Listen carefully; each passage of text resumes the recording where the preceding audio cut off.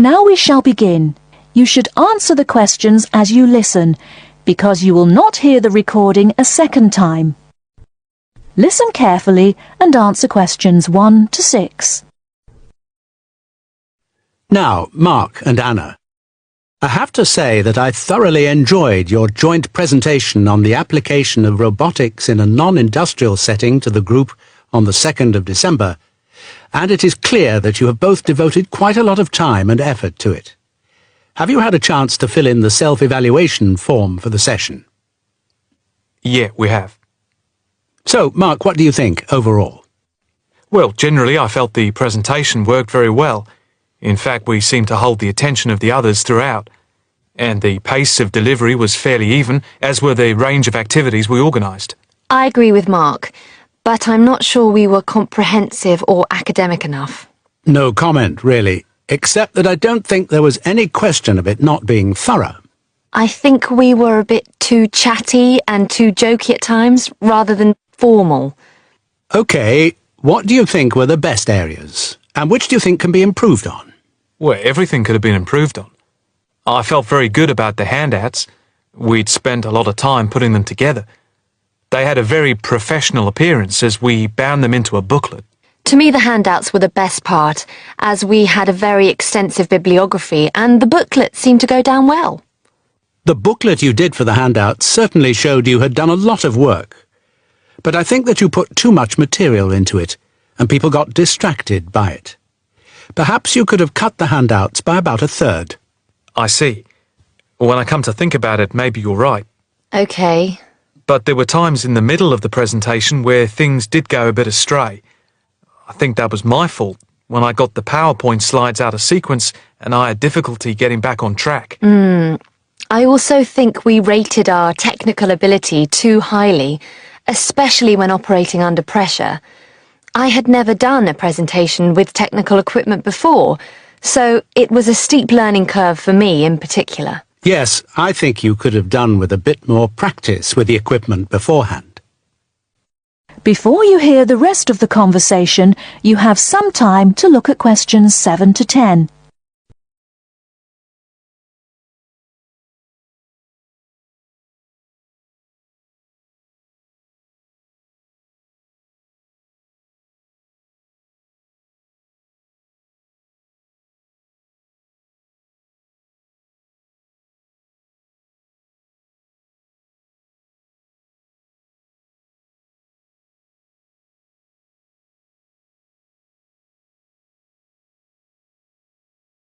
Now listen and answer questions 7 to 10. What about the next item on the feedback form? The aims and objectives. I think they were very focused, and we followed them through well, I think. We wanted to show how Europe was lagging behind other areas of the world. Yeah, I think they were clearly set out. Yes, agreed. No comment there. The diagrams and charts were appropriate. Yes, I have put that too. They did work well in helping to illustrate and break up the presentation by cutting down on the number of words and text on the screen. What about delivery? Well, I think our performance was average. It was difficult to coordinate speaking and presenting the material at the same time. I was quite self-conscious of what I was doing. It was down to a lack of experience. Unfortunately, both of you had the habit of standing in front of the projector, so you kept blocking the image on the screen.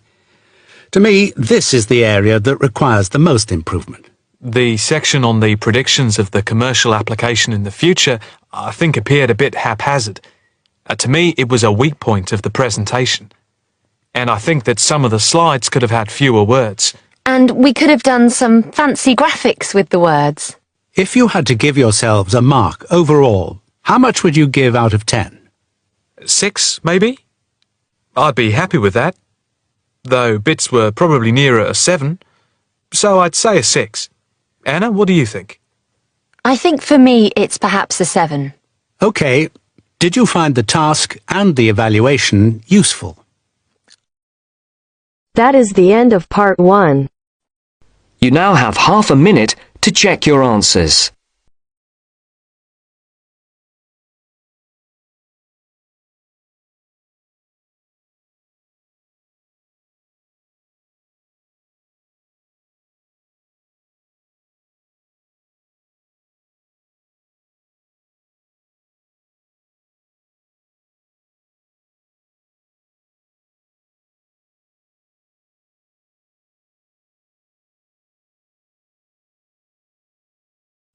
Now turns to Part 2.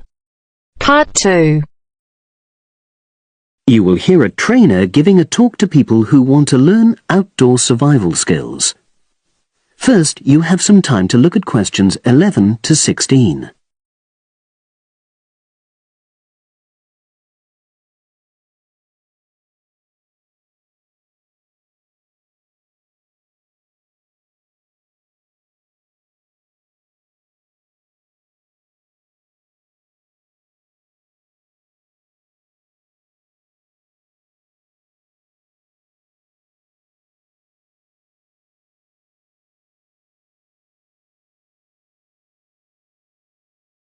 Now listen and answer questions 11 to 16. Good morning, everyone, and welcome to our outdoor survival program. As you know, this week you'll be learning some of the basic information and skills you need to look after yourself independently in the outdoors. These first 2 days will be based here in the classroom, and then we'll be taking a camping trip to put into practice some of the things you've learned. I'm going to start off with the topic of food. And to start with, I'll describe just 2 methods which we'll be putting into practice at our camp, and which make use of natural resources, the steam pit and the bamboo pot. I've got 2 posters here to make things clearer, and I'll start with the steam pit here. To make this, you'll need some dry sticks, some grass, some loose earth, and some stones. And for this week only, some matches. The first thing you do is to dig a shallow pit in the place you've chosen to do your cooking. Let's say about 25 centimeters deep and 30 centimeters wide. Your sticks have to be a bit wider than the pit because you have to put a line of them along the top from one end of the pit to the other. Before setting light to these, you take some large stones and arrange them on top. Then you start the fire and wait till the wooden platform burns through and the stones fall into the pit. At this point, brush away any pieces of hot ash from the stones. You can use a handful of grass and then take another stick and push it down into the center of the pit, between the stones. After that, you cover the whole pit with a thick layer of grass. And then you can put your food on it, wrapped in more pieces of grass, like parcels. Finally, cover the whole thing with earth. You have to pat it firmly to seal the pit. Then all you have to do is take the stick out and pour a bit of water into the opening that it leaves. It should take about 4 hours for your food to cook, as it cooks slowly in the steam that's created inside the pit. Now you have some time to look at questions 17 to 20.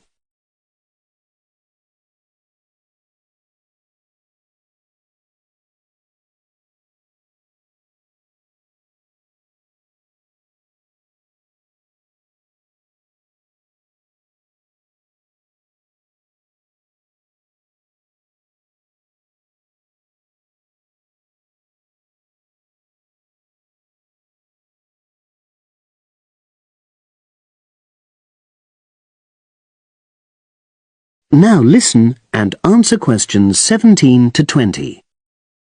So, simple but effective. The other method you're going to practice this week is the bamboo oven. Now, the steam pit is ideal in certain conditions because the heat is below ground level. For example, if there's a strong wind and you're afraid a fire might spread. But when it's safe to have an open fire, you can use the bamboo oven method. You get a length of bamboo, which, as you probably know, is hollow and consists of a number of individual sections with a wall in between. You use a sharp stick to make a hole in each of the dividing walls apart from the end one. Then you lean the bamboo over a fire with the top propped up by a forked stick and the bottom sitting on the ground. You pour enough water in the top to fill the bottom section, and then light a fire underneath that section to heat the water. Then you put your food inside the top section, and the steam coming up the bamboo through the holes you made cooks it. I'm going to move on now to food itself and talk about some of the wild plants you might cook. I'm going to begin with fungi. That's mushrooms and toadstools. I'm sure you'll be aware that some of these are edible and they're delicious, but some of them are highly poisonous. Now, whether they're poisonous or not, all fungi that you find in the wild should be cooked before eating, because that helps to destroy any compounds in them that might be mildly toxic. But be aware that any amount of cooking won't make poisonous varieties any safer to eat. Unless you can definitely identify a fungus, you should never eat it. It's not worth the risk. And you need to be really sure, because some fungi that are poisonous are very similar in appearance to certain edible varieties. They can easily be mistaken for each other. So, having said all that, fungi are delicious when they're freshly picked, and although they are only moderately nutritious, they do contain minerals which the body needs. I'll move on now to leafy plants, which are generally... That is the end of part 2. You now have half a minute to check your answers.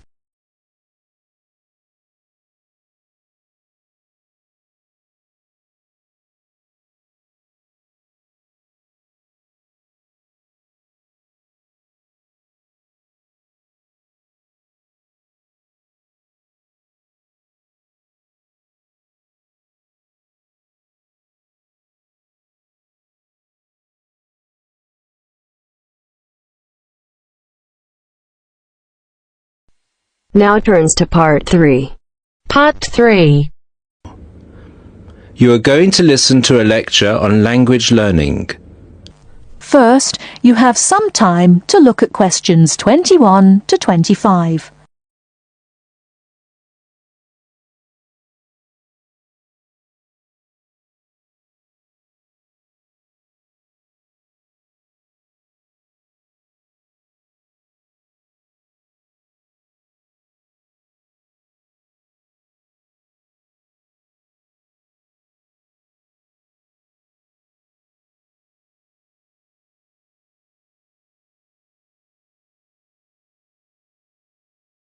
Now, listen carefully and answer questions 21 to 25.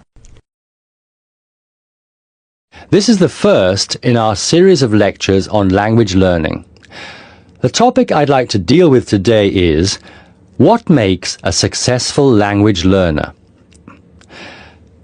There's been a lot of research into what makes some people learn a language faster than others. In this lecture, I'll summarize the main findings of the research into the subject. There are many factors that influence how quickly one learns a foreign language, of which exposure to the target language seems to be one of the most important factors to consider. It's this factor which determines the speed of learning a language, especially among those people who learn a foreign language outside the classroom. There are more people who did not learn a second language or a third language in the classroom, and I think that understanding how learners successfully learn languages without the help of a teacher can provide us with the key to how to become a successful language learner. Let's look then at the characteristics of a successful language learner. Motivation seems to be one of the key factors. Research into motivation has identified two main types: instrumental motivation and integrative motivation. Instrumental motivation is the kind of motivation that encourages people to learn a language for practical reasons, such as getting a job or passing an examination. Learners with this kind of motivation intend to use the target language as a tool or instrument to help them achieve a goal. Integrative motivation is what encourages learners to learn a language in order to communicate and socialize with others who speak the language.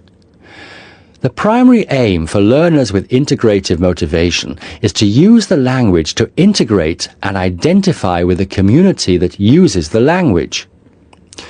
Immigrants, or people who are married to speakers of another language, are motivated in this way. Although most people have mixed motivation, research into language learning and acquisition suggests that integrative motivation produces much better results and is an important characteristic of successful language learners. Before you hear the rest of the talk, you have some time to look at questions 26 to 30.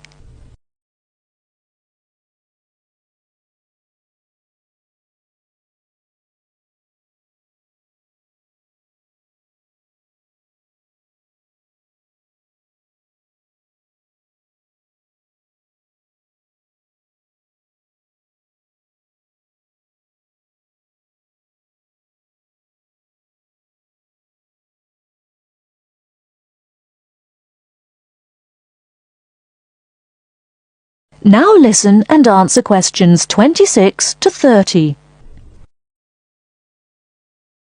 Personality is another important factor in language learning.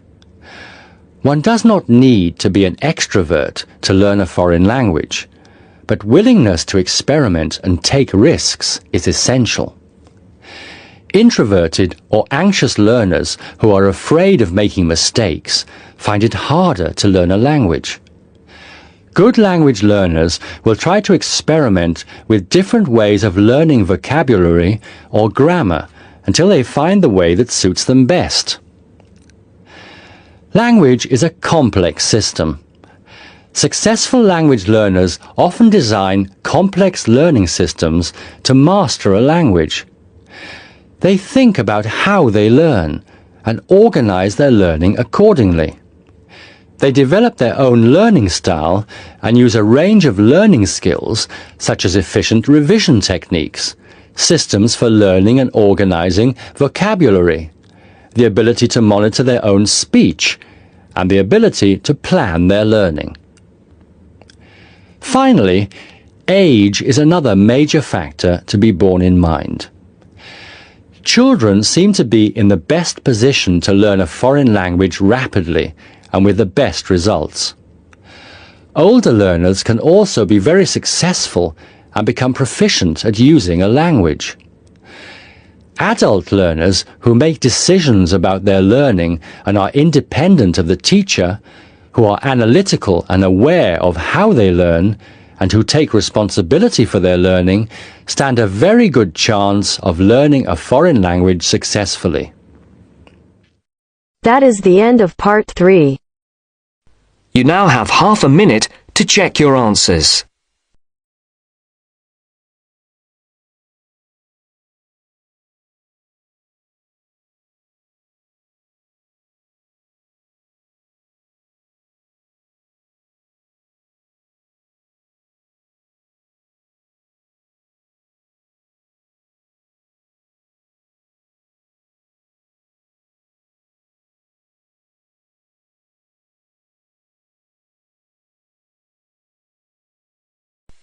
Now turns to part 4.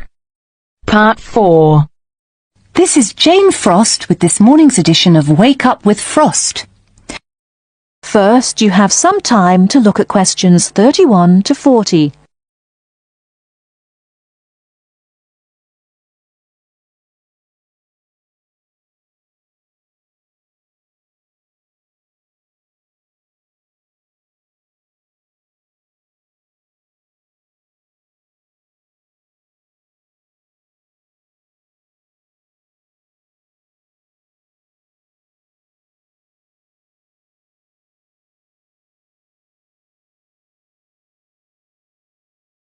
Now listen carefully and answer questions 31 to 40. Good morning. This is Jane Frost with this morning's edition of Wake Up with Frost. As you all know, for the last week we've been running a survey trying to find out what you, the listeners, think is the greatest invention of the last 200 years. The response has been amazing, double the amount we had last year, so thanks to all of you for taking part. We've had about 2,000 responses online and about the same on our phone lines. The lines are now closed, and this morning I can announce what the results were. So, here it is. You, the listeners, have chosen as the greatest technological invention of the past 200 years, and let me not forget to mention that 65% of you voted for this, it's the bicycle. Yes, the bicycle, first invented in 1818, and, would you believe it, the first bicycle was made of wood. The second bicycle had iron wheels. I cannot imagine what that must have been like to ride. It would have kept you fit at any rate. But for me, the best thing about the bicycle was what it did for women's rights. Yes, in the 1890s, it was the bicycle that meant women could change their clothing, start wearing trousers or pantaloons as they were known. Before then, women's clothes had been really uncomfortable, and I'd imagine quite difficult to breathe in. So, thanks to the ordinary bicycle, it was not only the man who wore the trousers in a home. Instead, women could now feel far more equal to their male contemporaries. And I'm sure you'll agree, the bicycle is a great way to get regular exercise, and of course, it's much better for the environment. And today, over 1 billion people all over the world ride bicycles, and for some, it's their only means of getting around from A to B. So, to all you bicycle riders out there, keep up the good work. Coming in a close second with 42% is the computer. I found out something interesting about the computer, which is that really, this word first meant someone who did mathematical calculations. Of course, today, with the development of the personal computer, computers are being used for everything from home use to business and even digital photography. I don't know about you, but I can't imagine life without a computer now. I guess closely related to the computer is the internet, and this got 12% of your votes. Maybe, like myself, many of you might think of the internet as being the World Wide Web, but actually the web is only one part of the internet. The internet began as part of the United States military network, but it later began to be used by businesses and academic institutions. Of course, today, the internet has so many uses.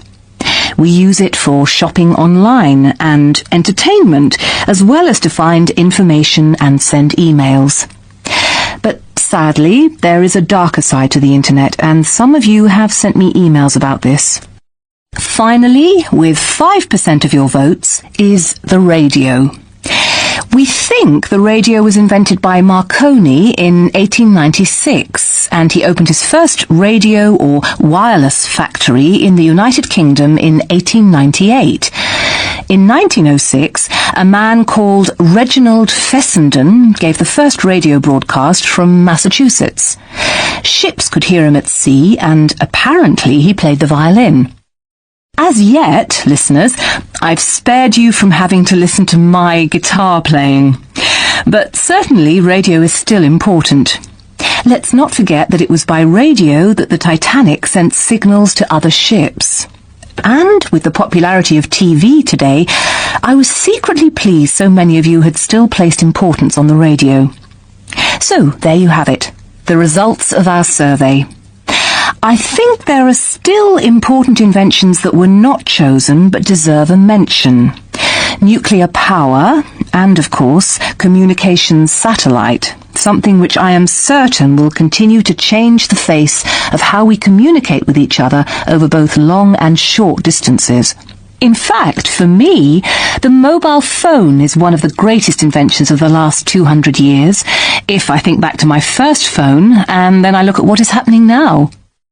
Children born today will probably be more likely to have their first experience of the internet on a mobile phone screen rather than a computer monitor. Some of the new mobiles that are now being sold make it just as easy and as quick to find information on the web as on a computer. And let's not forget that mobiles now have digital cameras, word processing facilities, so you can type all your documents, and even personal organisers. I think it's quite possible that the mobile may even replace computers one day. That is the end of part 4. You now have half a minute to check your answers.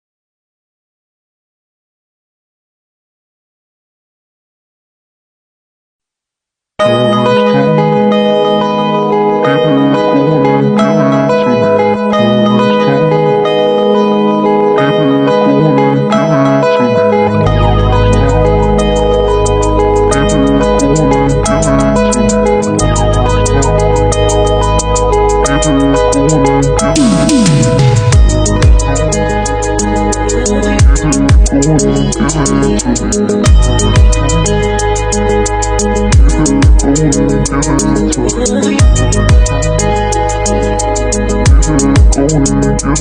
to me.